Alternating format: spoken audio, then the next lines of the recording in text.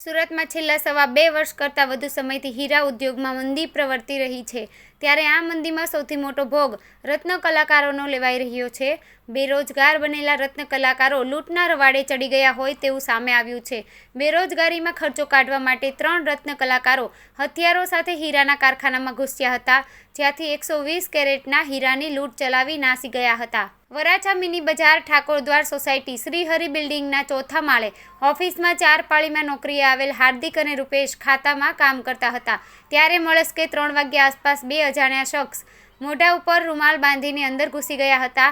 તે પૈકી એકે છરી બતાવી, જે કંઈ હોય તે આપી દો, હીરાનો માલ અને પૈસા, તેમ કહેતા બંને ગભરાઈ ગયા હતા. કશું બોલ્યા નહોતા, જેથી જેના હાથમાં છરી હતી તેણે રૂપેશના ગળા પાસે છરી રાખી દીધી હતી. તેણે જે કંઈ હીરાનો માલ કે પૈસા હોય તે આપી દો તેવું ફરી કહેતા 80,000ની મત્તાના 120 કેરેટ હીરા તેમને આપી દીધા હતા.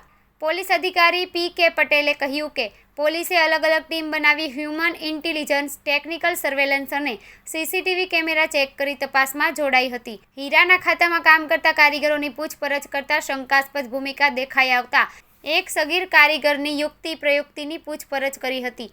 તેણે પોતાના ભાઈ હિતેશ દિનેશભાઈ ભુવા, જયદીપ રઘુભાઈ અલગોતર અને મૌલિક સુરેશભાઈ ગોહિલને તેઓના કારખાનામાં હીરા આવતા હોવાથી લૂંટ કરવાની ટિપ્સ આપી હતી, જેથી પોલીસે ત્રણેય આરોપીની ગણતરીના સમયમાં ધરપકડ કરી લીધી હતી. આરોપીઓ છેલ્લા 3 મહિનાથી બેકાર હોવાથી લૂંટ પ્લાન બનાવ્યો હતો. લૂંટ કરનાર રત્ન કલાકારો દ્વારા ખર્ચો ભરવા માટે લૂંટનો પ્લાન કર્યો હતો.